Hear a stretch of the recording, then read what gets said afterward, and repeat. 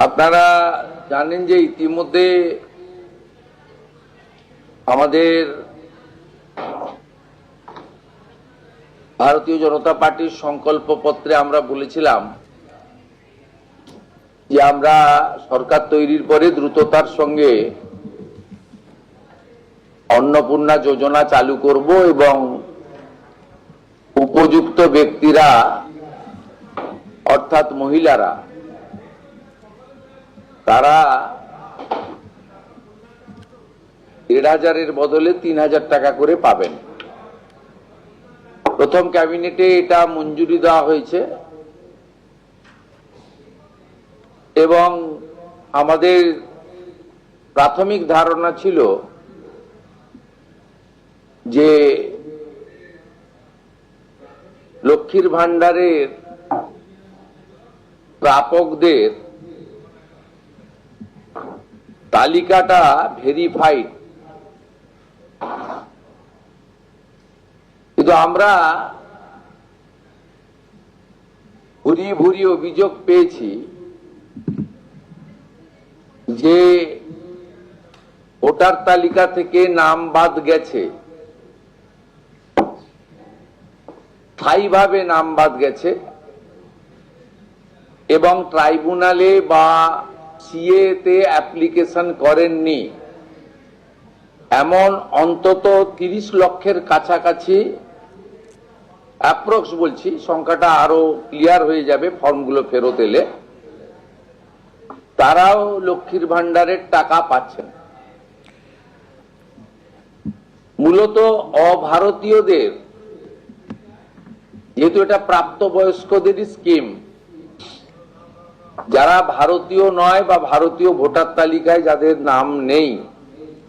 আবার বলি CAA applicant অথবা অ্যাডজুডিকেটের পরে যারা ট্রাইব্যুনালে আবেদন করে রেখেছেন তারা কিন্তু ব্যতিক্রম।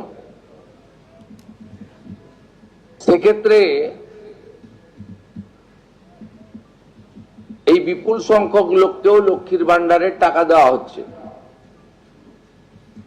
তাই অর্থনৈতিক স্বচ্ছতা, পশ্চিমবঙ্গে বসবাসকারী আমাদের মা বোন দিদি যারা উপযুক্ত এবং যারা এই অর্থ পেয়ে আর্থিক নিরাপত্তা পান, কেবলমাত্র তাদের জন্যই এই স্কিম বা অর্থ দেওয়া উচিত বলে আমাদের বর্তমান মন্ত্রিসভা মনে করে। তাই আমরা আজকে একটি ফর্ম লঞ্চ করছি। এটি আমাদের মহিলা এবং শিশু কল্যাণ দপ্তর, যার পূর্ণমন্ত্রীর মর্যাদা আছেন মাননীয় অগ্নিমিত্রা পাল মহোদয়া, তার দপ্তরের মাধ্যমে, এটি নোডাল দপ্তর, কিন্তু কাজটা যেহেতু খুব পরিধি ব্যাপক, তাই মুখ্য সচিব, অর্থ সচিবের নেতৃত্বে পুরো প্রশাসন অর্থাৎ জেলা শাসক, বিডিও, মিউনিসিপ্যালিটির ক্ষেত্রে সিও এবং কর্পোরেশনের ক্ষেত্রে কমিশনাররাও এতে যুক্ত থাকবেন এবং হোম পার্ট ডিপার্টমেন্টও এর সঙ্গে যুক্ত থাকবেন। ভোটার তালিকা তৈরি করা সহ আমাদের